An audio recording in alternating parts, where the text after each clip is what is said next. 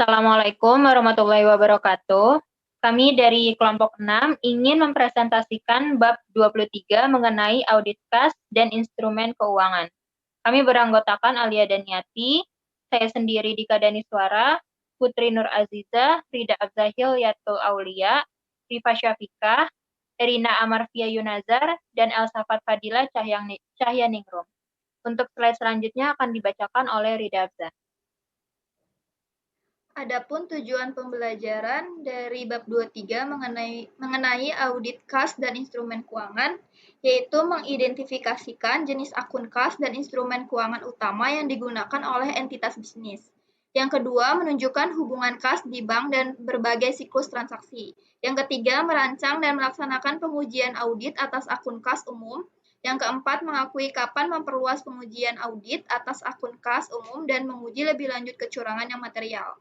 Yang kelima, merancang dan melaksanakan pengujian audit atas akun instrumen keuangan. Adapun studi kasus yang sebagai prolog dari bab 23 yaitu mengenai konfirmasi bank palsu menyembunyikan kecurangan besar-besaran. Kalisto Tanzi mendirikan Parmalat pada tahun 1961 di usia 22 tahun setelah mewarisi pabrik pasteurisasi milik keluarga berskala kecil di kota Parma, Italia. Pada tahun 1990, perusahaan ini go public di Bursa Saham Milan. Pada akhir dekade tersebut, Parmalat mempekerjakan 3.000 orang di 30 negara. Merupakan perusahaan terbesar ke-8 Italia dan merupakan merek konsumen global yang berusaha menjadi Coca-Colanya susu. Parmalat mulai melakukan transaksi yang curang yang melibatkan penjualan fiktif sejak tahun 1993. Dan investigator menunjukkan bahwa kecurangan itu, Parmalat setiap tahunnya harus melaporkan kerugian dari tahun 1990 sampai kecurangan itu terungkap pada tahun 2003. Selama periode tersebut, perusahaan memiliki semakin banyak utang untuk membiayai akuisisi internasional. Untuk mendapatkan uang dan meningkatkan penjualan, Parmalat mendirikan 3 perusahaan bayangan atau shell company di Karibia. Perusahaan bayangan itu pura-pura menjual produk Parmalat dan Parmalat menggunakan nota kredit dari perusahaan bayangan tersebut untuk mendapatkan uang dari bank. Pada tahun 1999, aktivitas perusahaan bayangan itu dipindahkan ke Kepulauan Cayman. 2 auditor eksternal diduga telah mengkreasikan produsen susu palsu di Singapura yang menyediakan 3.000 ton susu bubuk untuk importir Kuba melalui perusahaan anak di Kepulauan Cayman. Parmalat mengklaim bahwa perusahaan anak di Kepulauan Cayman memiliki kas sebesar 3,9 miliar pound sterling di Bank New York, tetapi rekeningnya tidak ada. Konfirmasi bank palsu lalu dikirim ke auditor perusahaan anak demi mendukung saldo kas yang curang. Kerugian Parmalat berjumlah 12 miliar euro dan pada tahun 2008 Tanzi dijatuhi hukuman 12 tahun penjara atas perannya dalam kecurangan tersebut. Perusahaan ini lalu direstrukturisasi pada tahun 2005 kembali terjadi di Bursa Saham Milan. Adapun introduction, yaitu kas merupakan hal yang penting karena kerentanan terhadap pencurian, dan kas juga dapat salah saji secara signifikan. Instrumen keuangan dapat meliputi investasi dalam sekuritas utang dan ekuitas serta instrumen derivatif. Penilaian instrumen keuangan dapat menjadi kompleks akibat adanya standar akuntansi dan mungkin memerlukan jasa spesialis. Dapat kita ketahui bahwa instrumen keuangan telah diatur dalam standar akuntansi dalam PSAK 71 yang diadaptasi dalam IFRS 9. PSAK 71 merupakan pengganti dari PSAK 55. Lalu jenis akun kas dan instrumen keuangan yang pada umumnya dipakai oleh sebagian besar entitas karena auditing menggunakan pendekatan yang bervariasi pada masing-masing akun. Auditor juga dapat mengetahui lebih banyak jenis saldo kas dan instrumen keuangan setelah auditor memahami bisnis yang dijalankan oleh klien. Adapun 6 jenis akun utama yang dimiliki dalam sebuah entitas. Yang pertama, akun kas umum atau general cash account. Akun ini mengidentifikasikan kas yang dimiliki perusahaan merupakan hal yang penting bagi sebagian besar organisasi karena hampir semua penerimaan dan pengeluaran kas mengalir dari akun ini. Lalu ada akun bank cabang atau branch bank account. Hal ini sangat membantu jika perusahaan memiliki operasi usaha di lokasi yang berbeda. Lalu ada dana kas kecil impres atau impres petty cash fund. Akun kas kecil adalah akun yang sederhana yang memisahkan sejumlah kas untuk beban yang tidak terduga. Misalkan untuk beban umum yang meliputi perlengkapan minor kantor, perangko, dan sumbangan amal. Lalu ada instrumen keuangan. Akun instrumen keuangan mencakup investasi dalam sekuritas yang dapat diperdagangkan secara sekuritas utang dan ekuitas, instrumen derivatif, dan aktivitas lindung nilai atau hedging. Lalu ada equivalent cash, yaitu investasi kelebihan kas yang diakumulasi selama bagian tertentu dari siklus operasi, yang akan diperlukan tidak lama lagi atau bersifat jangka pendek dan sangat liquid. Lalu ada akun impres, yaitu akun impres terdiri dari satu rekening bank untuk penerimaan dan satu untuk pengeluaran. Nah, di sini ada contoh akun impres, yaitu akun penggajian impres dan akun pengeluaran impres. Perbedaannya itu letak suatu saldo untuk penggajian impres itu dipertahankan dalam akun bank penggajian impres. Untuk pengeluaran impres, suatu saldo tetap akan dipertahankan dalam akun impres, dan personil yang berwenang dapat dengan bebas pakai dana itu asal konsisten dengan kebijakan perusahaan. Nah, sementara untuk akun penggajian impres, personil yang berwenang untuk menggunakan akun penggajian impres itu hanya untuk personil bagian pembayaran kepada karyawan. Next. Nah, di sini ada tabel mengenai hubungan kas umum dan kas umum dengan akun kas lainnya. Nah, di sini akun kas umum itu berisi untuk penerimaan atau pengeluaran yang berasal dari kas umum, yang disetorkan atau dari kas umum, seperti itu. Next. Selanjutnya akan dibacakan oleh Poetry. Kas di bank dan siklus transaksi dapat dilihat pada tabel relationship of cash in the bank and transaction cycle. Nah, dapat dilihat di sini hubungan antara kas di bank dan siklus transaksi lainnya memiliki peran ganda. Yang pertama, hal tersebut menunjukkan pentingnya pengujian audit atas berbagai siklus transaksi dalam audit kas. Kemudian yang kedua, hal tersebut membantu kita memahami lebih lanjut tentang integrasi berbagai siklus transaksi. Next. Nah, jika salah saji akan diungkapkan dalam audit, penemuannya harus terjadi melalui pengujian pengendalian dan pengujian substansif atas transaksi. Kesalahan atau misstatement yang mungkin tidak terungkap sebagai bagian dari audit atas rekonsiliasi bank antara lain sebagai berikut.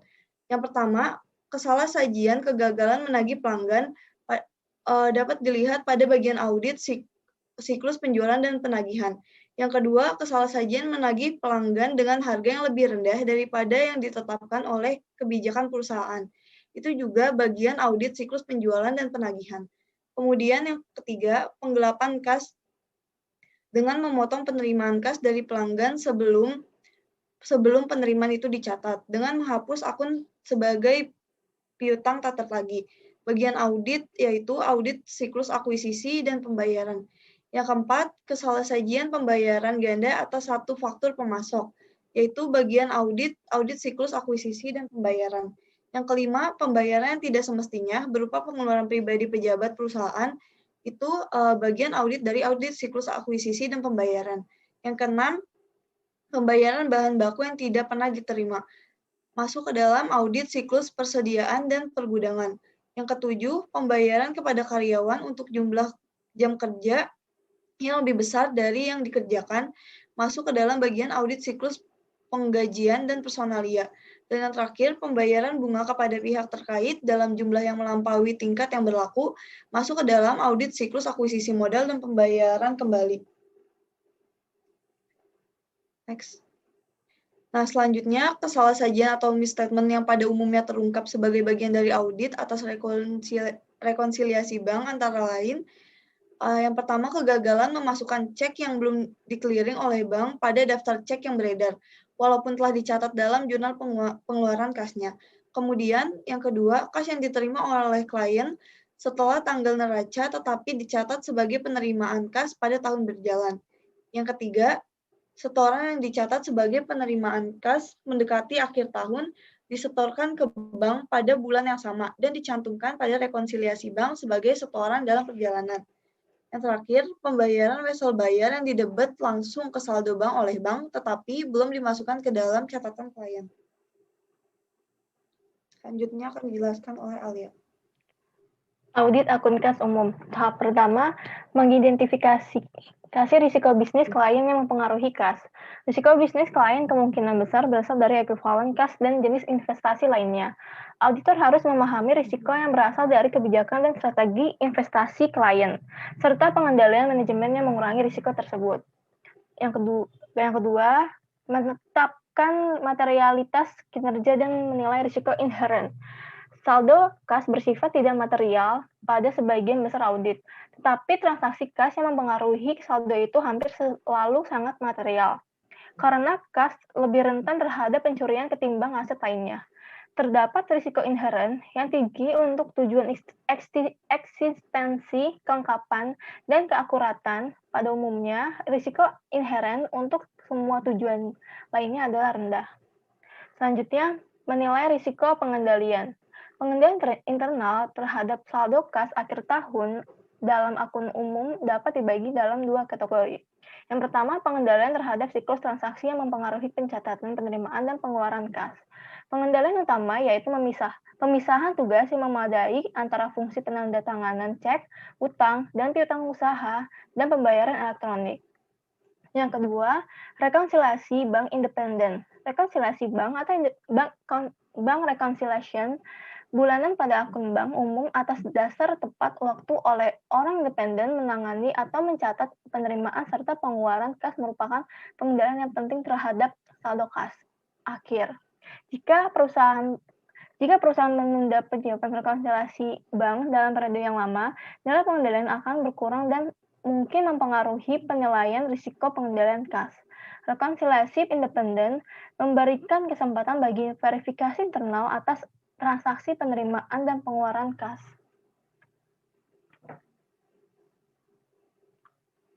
Tindakan-tindakan yang dilakukan oleh personil klien dalam rekonsiliasi bank.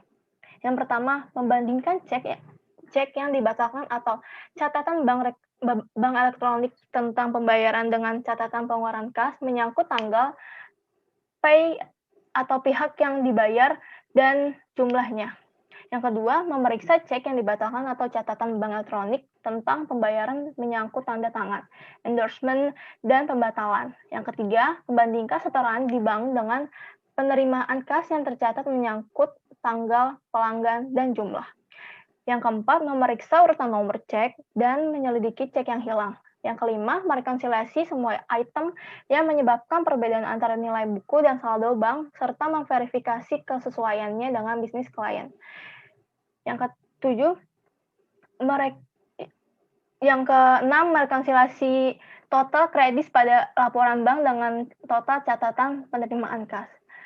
Yang ketujuh, mereview transfer antar bank pada akhir bulan untuk melihat kesesuaian dan pencatatan yang tepat. Yang kedelapan, menindaklanjuti cek yang beredar dan pemberitahuan penghentian pembayaran. Selanjutnya, audit akun kas umum. Tahap kedua, merancang dan melaksanakan pengujian pengendalian serta pengujian substantif atas transaksi. Karena saldo kas dipengaruhi oleh semua siklus lain kecuali persediaan dan pergudangan, ada banyak sekali transaksi yang mempengaruhi kas. Transaksi kas diaudit sepanjang pengujian siklus transaksi tersebut. Tahap ketiga, merancang dan melaksanakan prosedur analitis. Dalam banyak auditor, rekonsiliasi bank akhir tahun diaudit secara ekstensif, maka itu penggunaan prosedur analitis untuk menguji kewajaran saldo kas menjadi kurang penting dibandingkan untuk sebagian besar bidang audit lainnya. Umumnya, auditor membandingkan saldo akhir pada rekonsiliasi bank, setoran dalam perjalanan, cek yang beredar, dan item rekonsiliasi lainnya dengan rekonsiliasi tahun sebelumnya. Demikian juga, auditor biasanya membandingkan saldo akhir kas dengan saldo kas sebelumnya. Selanjutnya, menilai risiko pengendalian. Langkah awal dalam memverifikasi saldo akun bank umum adalah memperoleh rekonsiliasi bank dari klien untuk dicantumkan dalam dokumentasi auditor. Gambar 2.3 menunjukkan rekonsiliasi bank setelah klien membuat penyesuaian atas saldo kas. Tujuan audit yang paling penting berkaitan dengan saldo dan pengujian atas rincian saldo yang umum adalah eksistensi, kelengkapan, dan keakuratan. Selanjutnya akan dibacakan oleh Rifah. Berikut contoh schedule audit untuk rekonsiliasi bank. Pada gambar ini terlihat bahwa saldo kas di bank sebelumnya sebesar 109.713, kemudian setelah direkonsiliasi, saldo kas di bank menjadi 28.168. Sedangkan saldo kas pada pembukuan sebelumnya sebesar 32.584, kemudian setelah direkonsiliasi, saldo kas pada pembukuan sama dengan saldo kas di bank yaitu 28.168. Auditor harus menentukan bahwa klien telah membuat penyesuaian jika angka tersebut material. Untuk mengaudit kas di bank, auditor harus memverifikasi rekonsiliasi yang diterima dari klien sudah disajikan dengan benar. Selanjutnya, berikut tabel yang menunjukkan tujuan audit yang berkaitan dengan saldo dan pengujian atas rincian saldo untuk kas umum di bank. Tujuan audit pertama yang berkaitan dengan saldo yaitu kas di bank yang dinyatakan pada rekonsiliasi di-foot dengan benar dan sama dengan buku besar umum atau detail tie-in. Prosedur pengujian atas rincian saldo yang umumnya yaitu yang pertama, men-foot daftar cek yang beredar dan pembayaran elektronik serta deposit dalam perjalanan. Yang kedua, membuktikan rekonsiliasi bank sebagai penambahan dan pengurangan, termasuk semua item rekonsiliasi. Yang ketiga, menelusuri saldo buku pada rekonsiliasi ke buku besar umum. Komentar pada bagian ini yaitu, pengujian tersebut dilakukan sepenuhnya pada rekonsiliasi bank dengan referensi ke dokumen atau catatan lain kecuali buku besar umum. Kemudian, tujuan audit kedua yang berkaitan dengan saldo yaitu, kas di bank seperti yang dinyatakan pada rekonsiliasi memang ada atau eksistensi, kemudian kas di bank yang ada dicatat atau kelengkapan, kemudian kas di bank yang dinyatakan dalam rekonsiliasi sudah akurat atau keakuratan. Prosedur pengujian atas rincian saldo yang umum yaitu melihat diskusi yang diperluas untuk masing-masing. Yang pertama, penerimaan dan pengujian konfirmasi bank, kemudian penerimaan dan pengujian laporan pisah batas bank, selanjutnya pengujian rekonsiliasi bank, dilanjutkan dengan pengujian yang diperluas dari rekonsiliasi bank, kemudian bukti kas, dan pengujian kitting. Komentar pada bagian ini yaitu, ini adalah 3 tujuan yang paling penting untuk kas di bank, yaitu eksistensi, kelengkapan, dan keakuratan. Prosedur itu dikombinasikan karena saling ketergantungannya yang erat. Ketiga prosedur terakhir seharusnya hanya dilakukan jika ada defisiensi pengendalian internal. Kemudian tujuan audit yang ketiga yang berkaitan dengan saldo yaitu transaksi penerimaan kas dan pengeluaran kas dicatat di periode yang benar atau pisah batas. Prosedur pengujian atas rincian saldo yang umumnya yaitu pada bagian penerimaan kas yang pertama menghitung kas di tangan pada hari terakhir tahun berjalan dan selanjutnya menelusuri deposit dalam perjalanan dan jurnal penerimaan kas. Kemudian yang kedua, menelusuri deposit dalam perjalanan ke laporan bank periode selanjutnya atau laporan pisah batas bank. Kemudian pada bagian pengeluaran kas yaitu yang pertama, menghitung kas di tangan pada hari terakhir tahun berjalan, dan selanjutnya menelusuri cek yang beredar serta jurnal pengeluaran kas. Yang kedua, menelusuri cek yang beredar ke laporan bank periode selanjutnya. Komentar pada bagian ini yaitu, ketika penerimaan kas yang diterima setelah akhir tahun dimasukkan dalam jurnal, posisi kas yang lebih baik dari yang sebenarnya ada ditunjukkan. Hal itu disebut tetap membuka jurnal penerimaan kas. Tetap membuka jurnal pengeluaran kas mengurangi utang usaha dan biasanya menyatakan terlalu tinggi rasio lancar. Kemudian prosedur pertama yang disebutkan untuk pengujian pisah batas penerimaan dan pengeluaran kas mengharuskan kehadiran auditor di tempat klien pada akhir hari terakhir tahun berjalan. Selanjutnya, prosedur audit aktual tergantung pada materialitas dan risiko kas yang telah diidentifikasi oleh auditor bagian audit lainnya. Terdapat 3 prosedur yang layak dibahas lebih lanjut karena penting dan kompleks. Antara lain yang pertama yaitu penerimaan konfirmasi bank. Konfirmasi bank tidak diharuskan untuk audit entitas non-publik menurut standar auditing internasional. Jika bank tidak merespon permintaan konfirmasi, auditor harus mengirimkan permintaan kedua atau meminta klien berkomunikasi dengan bank untuk memintanya melengkapi dan mengembalikan konfirmasi ke auditor. Untuk memudahkan auditor dan bankir yang diminta untuk mengisi konfirmasi bank, AICPA menyetujui penggunaan formulir konfirmasi bank standar atau Standard Confirmation Form. Pentingnya konfirmasi bank dalam audit melampaui verifikasi atas saldo kas aktual.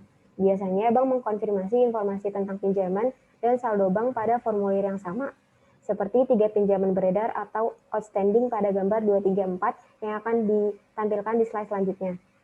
Informasi mengenai kewajiban kepada bank atas wesel, hipotek, atau utang lain biasanya mencantumkan jumlah dan tanggal pinjaman, tanggal jatuh tempo pinjaman, suku bunga, dan keberadaan jaminan. Yang kedua, ada penerimaan aktivitas pisah batas setelah akhir tahun. Tujuan dari laporan pisah batas bank adalah untuk memverifikasi item rekonsiliasi pada rekonsiliasi bank akhir tahun klien dengan bukti yang tidak dapat diakses oleh klien. Maka dari itu, auditor meminta klien untuk meminta bank mengirimkan laporan periode parsial. Cara lain yaitu dengan menunggu laporan bank periode berikutnya untuk memverifikasi apakah karyawan telah menghilang, menambah, atau mengubah dokumen, karena hal ini jelas salah saja yang disengaja. Cara lainnya yaitu yang pertama, men-foot daftar semua cek yang dibatalkan, memo debit, setoran, dan memo kredit. Yang kedua, memverifikasi bahwa laporan bank dalam keadaan seimbang ketika total footing digunakan. Yang ketiga, mereview item-item yang dilibatkan dalam footing untuk memastikan bahwa hal itu telah dibatalkan oleh bank pada periode yang benar dan tidak memasukkan penghapusan atau perubahan. Selanjutnya, berikut contoh konfirmasi standar dari informasi saldo akun institusi keuangan. Gambar ini mengilustrasikan konfirmasi standar yang lengkap yang disebut sebagai formulir standar untuk mengkonfirmasi informasi saldo akun dengan institusi keuangan. Formulir standar ini telah disetujui oleh AICPA dan American Bankers Association. Konfirmasi bank seringkali dikirim secara elektronik dan beberapa bank hanya akan merespon permintaan konfirmasi yang dikirim secara elektronik melalui perantara pihak ketiga yang ditunjuknya. Selanjutnya akan dibacakan oleh Erina. Prosedur yang ketiga, pengujian rekonsiliasi bank. Auditor menguji rekonsiliasi bank untuk menentukan apakah personil klien telah membuat rekonsiliasi bank dengan cermat dan untuk memverifikasi apakah saldo bank yang tercatat milik klien sama jumlahnya dengan kas aktual di bank, kecuali laporan dalam perjalanan, cek yang beredar, dan item rekonsiliasi lainnya. Verifikasi atas rekonsiliasi yang dilakukan auditor melibatkan beberapa prosedur. Yang pertama, memverifikasi bahwa rekonsiliasi bank klien sudah akurat secara matematis. Yang kedua, menelusuri saldo pada konfirmasi bank dan atau saldo pada awal pisah batas ke saldo per bank pada rekonsiliasi bank untuk memastikan saldo tersebut sama.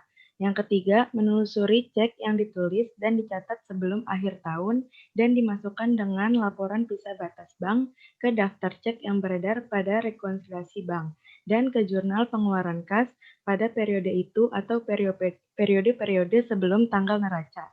Yang keempat, menyelidiki semua cek yang signifikan yang tercantum dalam daftar cek yang beredar yang belum di-clearing oleh bank pada laporan pisah batas. Yang kelima, menelusuri setoran dalam perjalanan ke laporan pisah bank. Yang keenam, memperhitungkan item yang direkonsiliasi lainnya pada laporan bank dan rekonsiliasi bank. Hal tersebut termasuk item seperti beban jasa bank, kesalahan dan koreksi bank, dan transaksi yang belum tercatat di debit atau kredit secara langsung ke akun bank oleh bank. Prosedur yang berorientasi kecurangan. Dalam merancang prosedur untuk mengungkapkan kecurangan, auditor harus mempertimbangkan sifat efisiensi pengendalian internal. Jenis kecurangan yang terjadi akibat defisiensi itu material kecurangan yang potensial dan prosedur audit yang paling efektif dalam mengungkapkan kecurangan. Prosedur yang dapat mengungkapkan kecurangan dalam bidang penerimaan kas termasuk: pertama, konfirmasi piutang usaha. Kedua, pengujian yang dilaksanakan untuk mendeteksi lapping. Ketiga, mereview ayat jurnal buku besar, umum, dan akun kas untuk pos-pos tidak biasa. 4. Membandingkan pesanan pelanggan dengan penjualan dan penerimaan kas selanjutnya. 5. Memeriksa persetujuan dan dokumen pendukung piutang tak tertagih, serta retur penjualan dan pengurangan. Next. Prosedur untuk mengungkapkan kecurangan yang berhubungan secara langsung dengan saldo kas akhir tahun. 1. Memperluas pengujian rekonsiliasi bank. Jika auditor yakin bahwa rekonsiliasi bank akhir tahun disalah-sajikan dengan sengaja, maka tepat melaksanakan pengujian lebih lanjut atas rekonsiliasi bank akhir tahun. Prosedur yang diperluas ini memverifikasi apakah semua transaksi yang dicantumkan dalam jurnal selama beberapa bulan terakhir tahun berjalan telah dimasukkan dalam atau dikeluarkan dari rekonsiliasi bank secara benar. Selain keempat tersebut, auditor juga harus melaksanakan prosedur setelah akhir tahun dengan menggunakan laporan sisa batas bank. 2. Bukti kas. Auditor terkadang menyiapkan bukti kas ketika klien memiliki kelemahan pengendalian internal yang material terhadap kas. Auditor menggunakan bukti kas untuk menentukan apakah hal-hal berikut dilaksanakan. Yang pertama, semua penerimaan kas yang tercatat telah disetorkan. Kedua, semua setoran di bank dicatat dalam catatan akuntansi. Ketiga, semua pengeluaran kas yang tercatat telah dibayarkan oleh bank. Keempat, semua jumlah yang telah dibayar oleh bank dicatat. Selanjutnya akan dibacakan oleh Dika. Di sini ada bukti kas atau proof of cash meliputi 4 tugas rekonsiliasi berikut. Yang pertama, merekonsiliasi saldo laporan bank dengan saldo buku besar pada awal periode bukti kas. Yang kedua, merekonsiliasi penerimaan kas yang disetorkan per bank dengan penerimaan yang dicatat dalam jurnal penerimaan kas selama periode tertentu. Yang ketiga, merekonsiliasi pembayaran elektronik dan clearing check yang dibatalkan oleh bank dengan yang dicatat di jurnal pengeluaran kas selama periode tertentu. Dan yang terakhir, merekonsiliasi saldo laporan bank dengan saldo buku besar umum pada akhir periode bukti kas. Nah, bukti kas jenis ini sering disebut bukti kas 4 kolom, yang masing-masing kolom berisi jenis informasi yang telah disebutkan. Bukti kas dapat dilaksanakan untuk 1 atau lebih bulan interim, setahun, atau bulan terakhir dari suatu tahun. Auditor berfokus pada merekonsiliasi jumlah yang dicatat dalam pembukuan dengan jumlah yang dimasukkan dalam laporan bank. Selanjutnya, di sini ada bukti kas interim dari Clausen Industries periode 30 Juni 2013. Untuk balance per banknya itu atau saldo per banknya itu sebesar 118.565,36 setelah direkonsiliasi menjadi 120.357,62. Dan untuk balance per book unadjusted-nya itu sebesar 118.856,14 setelah direkonsiliasi menjadi 120.357,62. Bisa dilihat kalau misalkan balance per bank sama balance per book-nya itu balance sama. Next. Nah, ini ada pengujian transfer antar bank. Para penggelap uang biasanya menutupi pencurian kas dengan praktik yang dikenal sebagai cheating atau bisa disebut mentransfer uang saku bank ke bank lainnya dan mencatat transaksi tersebut dengan tidak benar. Hal yang sebaiknya diaudit dalam schedule transfer antar bank antara lain ketepatan informasi di schedule transfer antar bank harus diverifikasi. Yang kedua, transfer antar bank harus dicatat baik dalam laporan bank yang menerima maupun bank yang mengeluarkan. Yang ketiga, tanggal pencatatan pengeluaran dan penerimaan dari setiap transfer harus berada dalam tahun fiskal yang sama. Terus yang keempat, pengeluaran dalam schedule transfer antar bank harus dimasukkan dalam atau beredar. Dan yang terakhir, penerimaan dalam schedule transfer antar bank harus dimasukkan dalam atau dikeluarkan dari rekonsiliasi bank akhir tahun dengan benar sebagai setoran dalam perjalanan. Next. Di sini ada contoh dari schedule transfer antar bank. Bisa dilihat dari schedule ini, kita bisa lihat ada simbol-simbol seperti checklist dan lain-lain. Itu kalian bisa baca maksud dari simbol-simbol itu di keterangan di bawahnya yang berwarna biru. Selanjutnya akan dibacakan oleh Elsafat. Audit atas akun instrumen keuangan.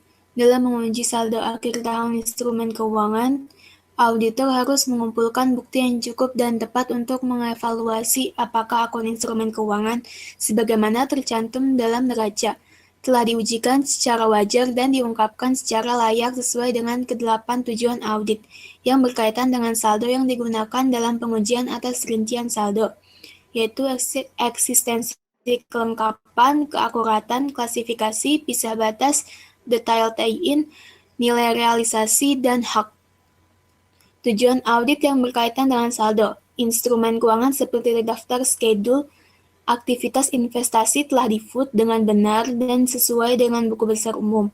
Prosedur pengujian atas rincian saldo yang umum yaitu mem-foot schedule, aktivitas investasi membuktikan schedule aktivitas investasi atas penambahan dan pengurangan menelusuri saldo akhir per kategori ke buku besar umum. Komentarnya, investasi akan dikategorisasikan sebagai perdagangan, tersedia untuk dijual dan ditahan hingga jatuh tempo. Schedule itu mungkin mencangkup sekuritas yang dinilai menurut estimasi nilai wajar tingkat 1, tingkat 2, dan tingkat 3. Yang kedua, instrumen keuangan seperti terdaftar schedule aktivitas investasi memang ada. Investasi keuangan yang ada sudah dicatat, instrumen keuangan seperti terdaftar schedule aktivitas investasi sudah akurat. Prosedur pengujian atas rincian saldo yang umum, konfirmasi kepada broker-dealer, inspeksi fisik sekuritas atau kontraderivatif, menginspeksi perjanjian yang didasari. Komentarnya biasanya konfirmasi memberikan bukti yang mencukupi sehingga auditor tidak perlu menginspeksi sekuritas atau kontrak secara fisik. Sekuritas biasanya akan dipegang oleh broker-dealer. Yang ketiga, instrumen keuangan telah diklarifikasi secara tepat dalam laporan keuangan. Prosedur pengujiannya, pengujian atas klarifikasi yang tepat sebagai perdagangan tersedia untuk dijual atau ditahan hingga jatuh tempo. Memverifikasi klarifikasi yang tepat pada catatan kaki sebagai estimasi nilai wajar tingkat 1, 2, atau 3. Komentarnya, klasifikasi ini didasarkan pada maksud manajemen dan memerlukan pertimbangan. Lanjut.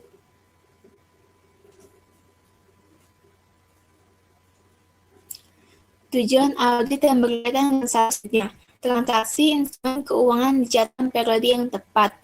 Prosedur pengujiannya memeriksa transaksi tertentu mendekati akhir tahun dan nasihat broker terkait untuk menentukan apakah hal itu dicatat pada periode yang sesuai. Komentarnya batas jauh lebih penting dalam menguji transaksi jika klien mungkin ingin mencatat keuntungan atau kerugian penjualan pada akhir tahun. Yang kelima, instrumen keuangan yang tercantum dalam aktivitas investasi pada akhir tahun telah dinyatakan pada jumlah yang tepat sesuai dengan standar akuntansi. Prosedurnya memverifikasi harga pasar yang ditetapkan, menguji klasifikasi manajemen, menguji asumsi manajemen terkait dengan penilaian, mempertimbangkan pengujian jasa spesialis untuk menguji estimasi nilai wajar, dan mempertimbangkan apakah diperlukan penurunan nilai kerugian. Komentarnya, ini adalah tujuan yang paling sulit diuji dan prosedurnya akan bervariasi tergantung pada strategi investasi klien serta jenis instrumen keuangan.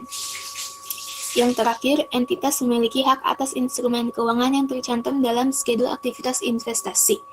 Prosedur pengujian, memeriksa dokumen dan kontrak yang mendasari, mengkonfirmasi syarat-syarat yang signifikan dengan pihak terkait dalam kontrak derivatif, mereview notulen rapat dewan untuk menentukan apakah ada sekuritas yang digadaikan sebagai agunan.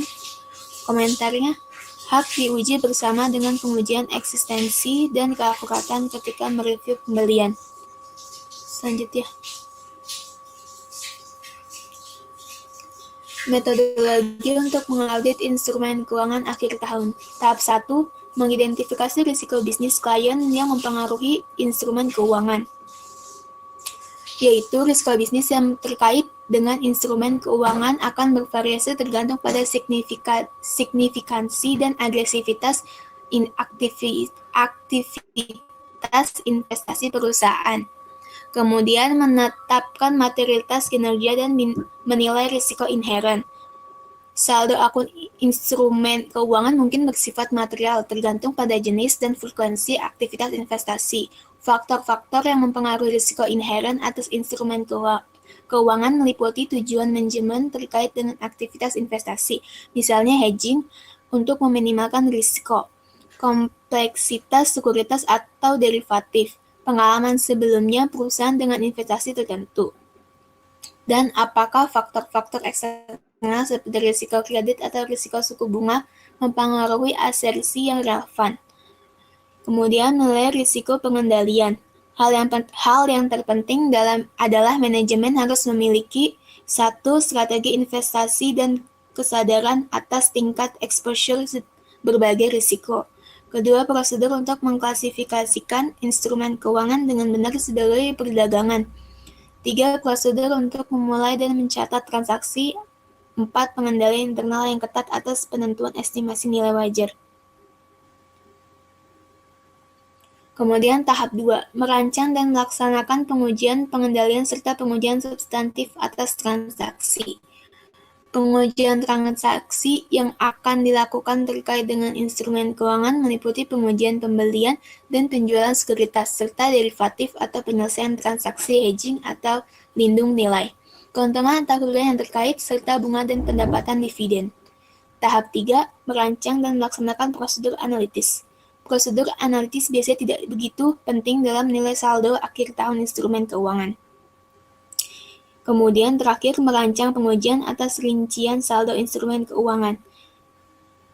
Tujuan audit paling penting yang berkaitan dengan saldo dan pengujian atas rincian saldo yang umum dalam audit instrumen keuangan adalah eksistensi, keakuratan, dan nilai realisasi bagi investasi dalam sekuritas.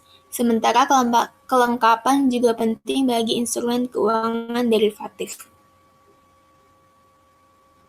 Ya, sekian penjelasan materi dari kelompok kita. Selanjutnya yaitu tanya jawab dari setiap kelompok.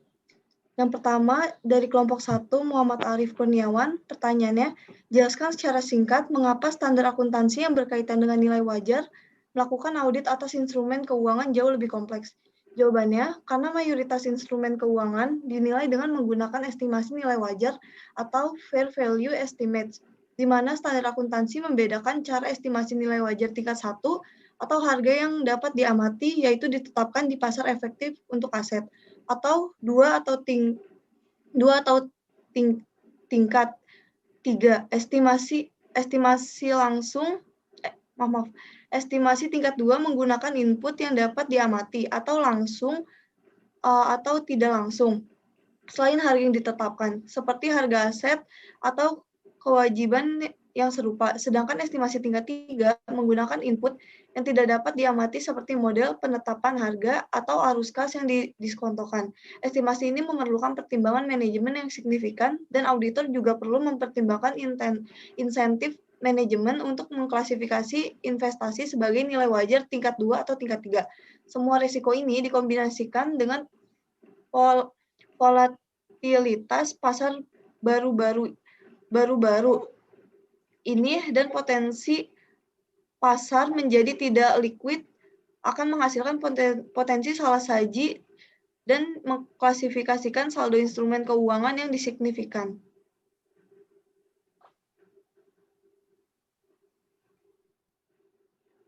Selanjutnya ada pertanyaan dari kelompok 2, yaitu Edo Franz. Bagaimana cara auditor mengatasi 8 poin kesalahsajian atau misstatement yang mungkin tidak terungkap pada audit atas rekonsiliasi bank?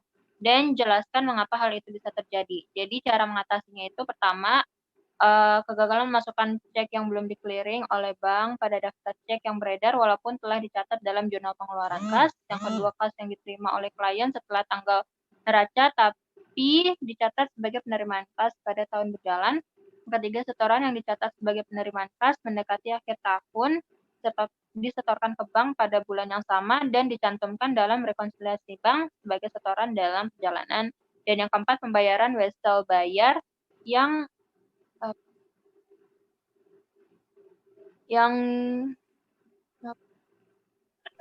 didebet langsung ke saldo bank oleh bank tapi belum dimasukkan ke dalam catatan klien.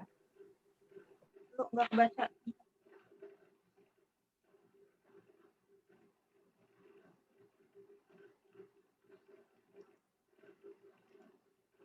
Next. Oh ya.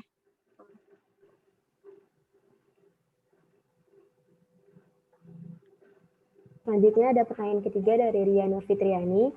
Mengapa dalam prosedur pengungkapan kecurangan yang berhubungan secara langsung dengan saldo kas akhir tahun terdapat pengujian rekonsiliasi bank secara luas dan seberapa pentingkah prosedur tersebut harus dilakukan? Jawabannya yaitu salah satu pengendalian internal yang penting terhadap kas adalah rekonsiliasi bank independen yang disiapkan dengan baik. Pengujian rekonsiliasi bank secara luas diperlukan untuk memastikan bahwa rekonsiliasi bank akhir tahun disajikan dengan wajar. Dalam memverifikasi rekonsiliasi, auditor menggunakan informasi yang ada dalam laporan pisah batas bank untuk memverifikasi kelayakan item yang direkonsiliasi.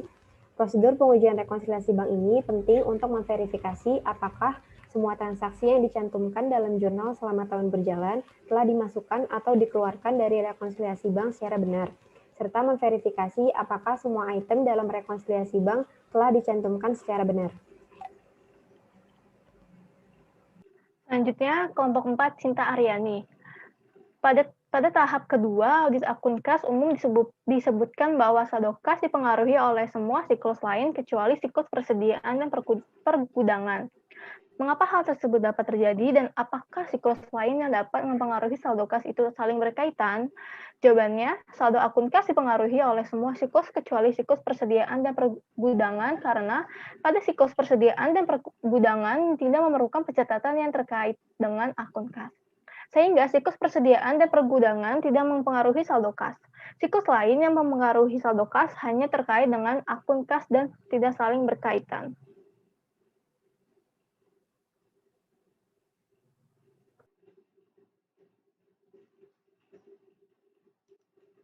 Selanjutnya dari kelompok 5, dari Syifa Nur Azizah. Bagaimana auditor akan menguji tujuan audit nilai realisasi untuk instrumen keuangan yang diklasifikasikan sebagai estimasi nilai wajar tingkat 3? Yaitu tingkat 3, tahap pertama menetapkan materialitas kinerja dan menilai risiko inherent. Yang pertama menggunakan input yang tidak dapat diamati seperti model penetapan harga atau arus kas yang didiskontokan. Tahap pertama lagi, menilai risiko pengendalian jika perusahaan menggunakan organisasi jasa seperti penasehat atau manajer investasi untuk mengelola aktivitas investasinya. Auditor juga harus memahami pengendalian organisasi jasa itu. Tahap kedua, merancang dan melaksanakan pengujian pengendalian dan pengujian substantif atas transaksi. Menggunakan prosedur analitis untuk menguji kewajaran pendapatan bunga dan dividen, auditor dapat membandingkan presentasi relatif investasi di masing-masing dari 3 kategori nilai wajar, tingkat 1, 2, dan 3, dari tahun ke tahun untuk menilai perubahan strategi investasi atau risiko portofolio. Tahap 3, merancang pengujian atas rincian saldo instrumen keuangan. Auditor harus menguji kelayakan dan ketetapan asumsi serta model yang digunakan oleh manajemen ketika menentukan estimasi nilai wajar. Auditor wajib mempertimbangkan intensif manajemen dalam mengklasifikasikan instrumen keuangan sebagai tingkat 2 atau 3 akibat perbedaan estimasi yang diperoleh menurut pendekatan yang berbeda, serta persyaratan yang pengungkapan yang lebih ekstensif terkait dengan estimasi nilai wajar 3.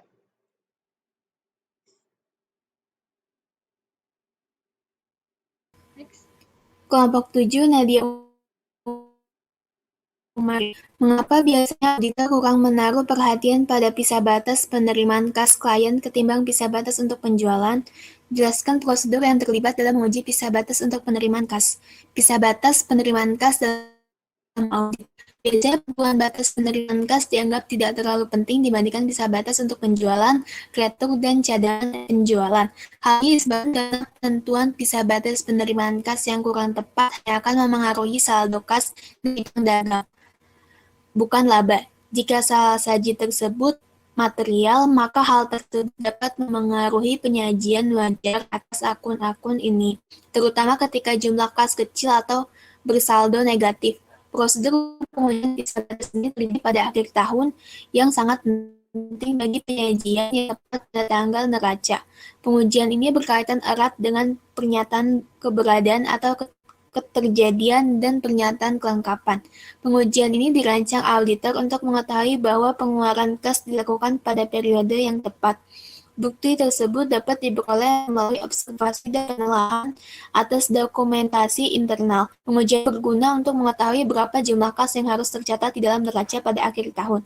Oleh karena itu, pengujian ini semestinya dilakukan pada tanggal neraca. Selain itu, auditor dapat memeriksa cek yang dikeluarkan pada akhir tahun dan mengusutnya ke pencatatan akuntansinya. Hal ini untuk menilai ketetapan bisa batas pengeluaran kas. Pengujian ini menghasilkan bukti yang berkaitan dengan pernyataan kelengkapan dan pernyataan keberadaan atau keterjadian. Selanjutnya, pertanyaan kelompok 8 dari Siti Sofia. Jelaskan tujuan dari bukti kas 4 kolom. Sebutkan 2 jenis alasaji yang ingin diungkapkan oleh bukti kas tersebut. Jawabannya, tujuan dari bukti kas 4 kolom adalah 1. Merekonsiliasi saldo pada laporan bank dengan saldo di buku besar pada periode pengujian kas. 2. Merekonsiliasi penerimaan kas yang disetorkan ke bank dengan penerimaan yang dicatat dalam jurnal penerimaan kas pada periode yang direkonsiliasi. 3. Merekonsiliasi cek-cek yang dibayar bank dan pembayaran secara elektronik dengan pengeluaran yang dicatat dalam jurnal pengeluaran kas pada periode yang direkonsiliasi. 4. Merekonsiliasi saldo pada laporan bank dengan saldo di buku besar pada akhir periode yang diuji. 2 jenis alasaji yang diungkapkan yaitu yang 1, pengujian kas tidak efektif untuk menemukan cek yang dibuat dalam jumlah yang tidak tepat. Cek yang mengandung kecurangan atau kesalahan penyajian lain yang tercantum dalam pengeluaran kas yang tidak benar. 2. Pengujian kas tidak berguna dalam menemukan penerimaan kas atau catatan dan penyetoran jumlah kas yang tidak tepat. Selanjutnya pertanyaan dari kelompok 9 dari Nabila. Jelaskan perbedaan antara lapping dan kitting dan bagaimana prosedur audit yang dapat digunakan untuk mengungkapkan keduanya. Jawabannya, lapping adalah penundaan pencatatan penerimaan kas dari debitur tertentu dan memasukkan uang yang diterimanya untuk dirinya sendiri. Penerimaan kas berikutnya digunakan untuk menutupi kecurangannya dengan mengkredit akun piutang debitur pertama. Hal ini dapat terjadi jika penyimpanan kas merangkap fungsi sebagai pencatat transaksi penerimaan kas dan pengeluaran kas. Prosedur auditnya membandingkan nama, jumlah, dan tanggal yang ditunjukkan dalam nota pembayaran dengan jumlah penerimaan kas dan salinan strip setoran. Ilustrasi tentang lapping. Misalnya PT Yarsi memiliki 5 pelanggan yaitu A, B, C, dan E. Piutang pelanggan A sebesar 5 juta, piutang pelanggan B sebesar 6 juta. Piutang pelanggan C sebesar 4 juta, piutang pelanggan D sebesar 7 juta, piutang pelanggan E sebesar 6 juta. Kemudian karyawan bagian penagihan penerimaan pelunasan piutang dari pelanggan A sebesar 5 juta. Karyawan itu tidak mencatat pelunasan tersebut, seolah-olah pelanggan A belum melunasi piutangnya, dan uang yang 5 juta itu dipakai oleh karyawan tersebut. Berikutnya, karyawan menerima pelunasan piutang dari pelanggan B sebesar 6 juta. Karyawan tersebut mencatatnya pelunasan dari pelanggan A sebesar 5 juta. Kemudian sisanya 1 juta mungkin akan dipakai lagi oleh karyawan tersebut. Begitu seterusnya sampai terbongkar penipuan tersebut. Selanjutnya, kitting. Kitting adalah mentransfer uang dari satu bank ke bank lain dan mencatat transaksi yang tidak tepat. Prosedur auditnya dengan mencatat semua transfer bank yang dilakukan beberapa hari sebelum dan sesudah tanggal neraca dan menelusuri masing-masing ke catatan akuntansi untuk dicatat dengan semestinya. Ilustrasi tentang kitting yaitu PT Yarsi memiliki 2 rekening, Bank A dan Bank B. Tanggal 31 Desember mentransfer dana dari Bank A ke Bank B sebesar 10 juta. PT Yarsi mencatat setoran di Bank A, tetapi tidak mencatat transfer dana dari Bank A.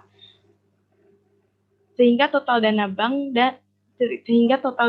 A dan Bank B bertambah sebesar 10 juta.